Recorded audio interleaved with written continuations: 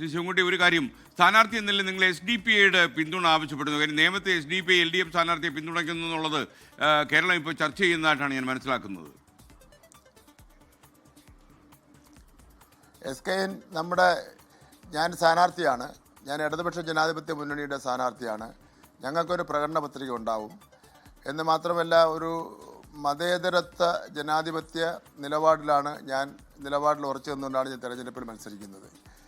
അപ്പോൾ സാധാരണഗതിയിൽ സ്ഥാനാർത്ഥികൾ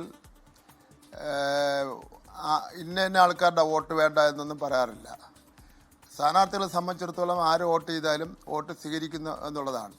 നമ്മൾ വോട്ടേഴ്സ് ലിസ്റ്റിൽ പേരെഴുതിയിട്ട് ഇപ്പോൾ ശ്രീകണ്ഠൻ നായർ ഇന്ന പാർട്ടി എന്നെഴുതിയിട്ടല്ല വോട്ടേഴ്സ് ലിസ്റ്റ് വരുന്നത്.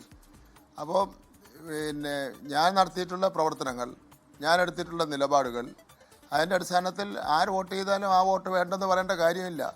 ജനാധിപത്യ സംവിധാനത്തിൽ നിങ്ങൾ എനിക്ക് വോട്ട് ചെയ്യേണ്ടെന്ന് പറഞ്ഞാൽ തെറ്റാണ്.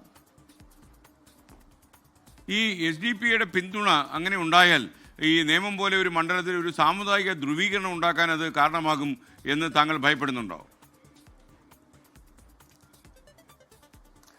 അല്ല, ഇവിടെ അങ്ങനെ ഒരു പ്രശ്നവും ഇല്ല. ഇവിടെ ഒരു വളരെ ശാന്തമായ അന്തരീക്ഷത്തിൽ പോവുകയാണ്.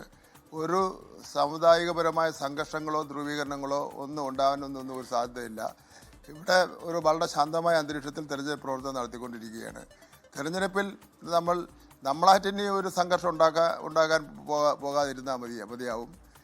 ഇവിടെ ഏത് തെരഞ്ഞെടുപ്പിലായിരുന്നാലും ഏത് സ്ഥാനാർത്ഥിയായിരുന്നാലും എനിക്ക് ഇന്ന ആൾക്കാരുടെ വോട്ട് മാത്രം മതി എന്ന് പറയാൻ വേണ്ടി പറ്റില്ല. ഇപ്പം നമ്മളിപ്പോൾ സ്ഥാനാർത്ഥി എന്നുള്ള നിലയിൽ ആദ്യം ഇറക്കുന്നത് ഒരു അഭ്യർത്ഥനയാണ്, സ്ഥാനാർത്ഥിയുടെ അഭ്യർത്ഥന. ഇന്ന കാര്യങ്ങൾ കൊണ്ട് എനിക്ക് വോട്ട് ചെയ്യണം. അതിൻ്റെ കൂട്ടത്തിൽ ബ്രാക്കറ്റ് ഇട്ടിട്ട് എഴുതാൻ വേണ്ടി പറ്റുമോ? ഇന്ന ആൾക്കാരുടെ വോട്ട് എനിക്ക് വേണ്ടെന്ന് എഴുതാൻ വേണ്ടി പറ്റുമോ? അത് ജനാധിപത്യ പ്രക്രിയയിൽ അങ്ങനെ ചെയ്യുന്ന ഒട്ടും ശരിയല്ല, അതങ്ങനെ ഉണ്ടാവാറുമില്ല. ഇത് വികസന പ്രവർത്തനങ്ങളെ ചർച്ച ചെയ്യുന്നതിന് പകരം ശ്രദ്ധ തിരിച്ചുവിടുന്നതിന് വേണ്ടിയുള്ള ബോധപൂർവം ചില മാധ്യമങ്ങൾ കൊണ്ടുവരുന്ന ചർച്ചയാണ്. കേരളത്തിൽ ചർച്ച ചെയ്യപ്പെടേണ്ട വിഷയം എന്താ?